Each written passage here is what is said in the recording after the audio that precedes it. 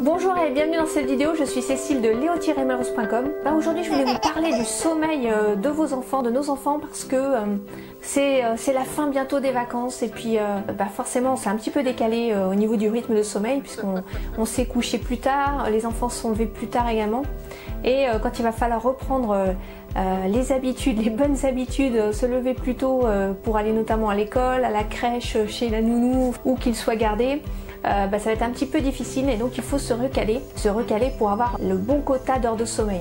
Les enfants de 3 à 5 ans c'est 11 à 12 heures de sommeil, de 6 à 12 c'est de 10 à 11 heures de sommeil et les ados à partir de 12 ans ça va être plutôt du 9-10 heures, voire un peu plus pour certains. Alors évidemment ces chiffres sont vraiment une fourchette, c'est une moyenne un peu théorique. Parce qu'en fait, vous avez dû constater, si vous avez notamment plusieurs enfants, qu'ils n'ont pas forcément tous les mêmes besoins en termes de nombre d'heures de sommeil, ni le même rythme. Certains enfants sont plutôt des couches tôt, d'autres des couches tard, on le voit très tôt quand ils sont très jeunes. Et donc après les vacances, il va falloir se recaler un petit peu. Souvent on a tendance à essayer de coucher nos enfants plus tôt. Ils ne veulent pas aller au lit, c'est compliqué, puisque évidemment ça ne correspond pas à leur rythme. Donc l'idée c'est plutôt d'essayer de faire en sorte qu'ils se lèvent plus tôt. Et c'est le fait de se lever plus tôt et de se calquer au rythme qu'ils vont avoir pendant le reste de l'année qui va faire que leur sommeil va se recaler progressivement parce qu'ils vont se coucher forcément plus tôt, ils sont fatigués plus tôt s'ils se lèvent plus tôt. Donc il va falloir resynchroniser un peu l'horloge biologique de chaque enfant et pour ce faire ça va prendre plusieurs jours. En général on dit qu'il faut une semaine à 15 jours pour reprendre le rythme qu'on a durant toute l'année. Et ce qu'on va faire également, c'est éviter d'exposer nos enfants à des écrans, donc télévision, tablette, jeux vidéo, portables, des choses qui vont les exciter. Et surtout, le fait d'être exposé à la luminosité, au flux lumineux des écrans, retarde la sécrétion de la mélatonine. Vous savez, c'est cette hormone qui déclenche le sommeil, cette hormone du sommeil. Et donc, il faut éviter, dans l'heure qui précède le coucher, de les exposer à ces écrans lumineux. Et puis, on va préparer nos enfants à aller se coucher. Donc, ça veut dire les prévenir à l'avance. Et c'est notamment important lorsqu'ils sont en train de jouer par exemple, on n'a pas envie de les interrompre soudainement, ça va provoquer plutôt l'énervement, les crises de larmes. Donc ce qu'on va essayer de faire c'est plutôt d'anticiper et de leur dire voilà dans 10 minutes c'est l'heure du dodo. C'est l'heure d'aller se coucher. Si vous faites ça régulièrement, les 10 minutes, ils sauront à quoi ça correspond. Et puis, ce que j'aime bien faire, et ce que je pense que vous faites également certainement, c'est d'instaurer un rituel du coucher. Et moi, j'aime bien introduire du ludique là-dedans, parce que c'est ce qui va permettre aux enfants d'aller se coucher avec presque de l'enthousiasme, ou du moins, ils vont pas rechigner à le faire. C'est toujours sympathique d'instaurer des rituels, parce que c'est ce qui va les sécuriser, c'est ce qui va les rassurer. C'est grâce à ces routines qu'on va pouvoir, de manière ludique, les amener doucement vers le sommeil. Alors pourquoi c'est rassurant les routines pour les enfants?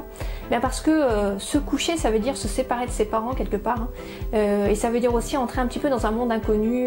On va être dans sa chambre, il fait noir, voilà, on va passer une nuit tout seul et c'est pas évident pour les enfants de gérer ça, surtout quand ils sont petits. Donc c'est important d'avoir des rituels pour les rassurer, pour faire en sorte que cette transition vers la nuit se passe le mieux possible. Donc les rituels que j'aime bien faire moi avec ma fille par exemple, donc on va commencer sur le canapé à déclencher la machine à Guilly. Donc la machine à Guilly c'est une machine, si vos enfants aiment les chatouilles, qui se déclenche si votre enfant par exemple appuie sur votre nez. Et là vous allez chatouiller sous les bras dans le cou votre enfant. Ce sont des rires, c'est de la détente. Ça va le préparer petit à petit à faire la suite du jeu qui va permettre d'aller au lycée, de prendre un vol. Donc de s'envoler vers la destination qui est la salle de bain. On va s'envoler du canapé, donc moi je vais me mettre debout, je vais dire 3, 2, 1, on décolle.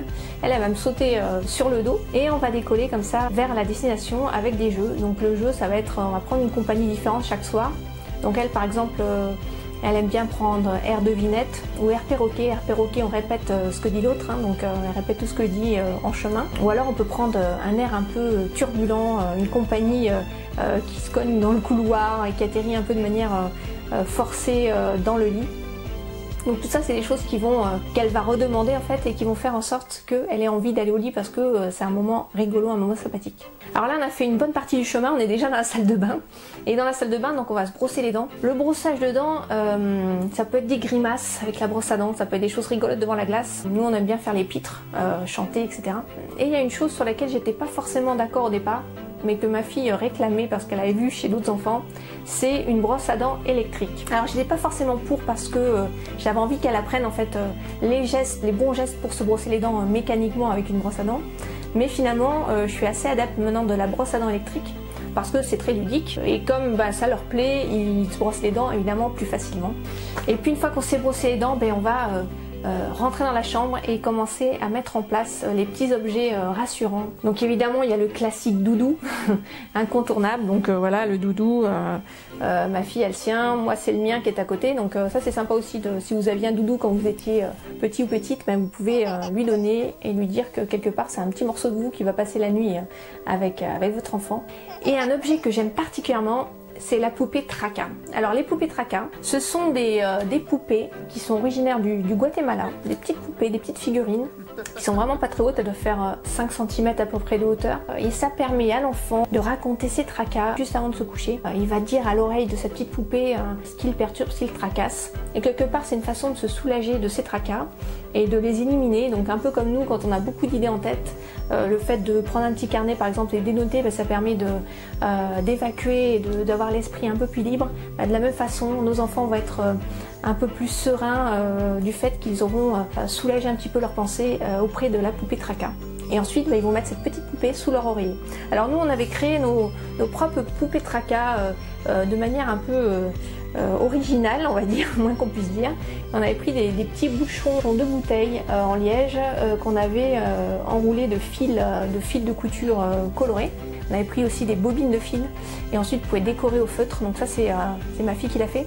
Je dirais que la forme n'est pas très importante, ce qui est important c'est de matérialiser cette figurine, de s'en servir pour soulager les tracas des enfants et de la mettre ensuite sous l'oreiller. Et si vous avez plutôt des garçons ou des enfants qui n'aiment pas forcément les poupées, vous pouvez également faire une petite boîte comme une urne, une boîte à tracas dans laquelle ils vont glisser sous forme de dessin ou de petits mots leurs petites angoisses du soir avant d'aller se coucher. C'est une façon aussi de se soulager.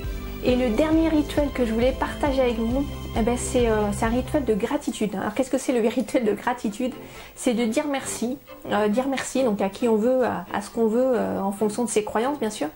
Et on va dire merci pour les petits bonheurs quotidiens de la vie, les choses qu'on a vécues qui sont plutôt positives et sympathiques.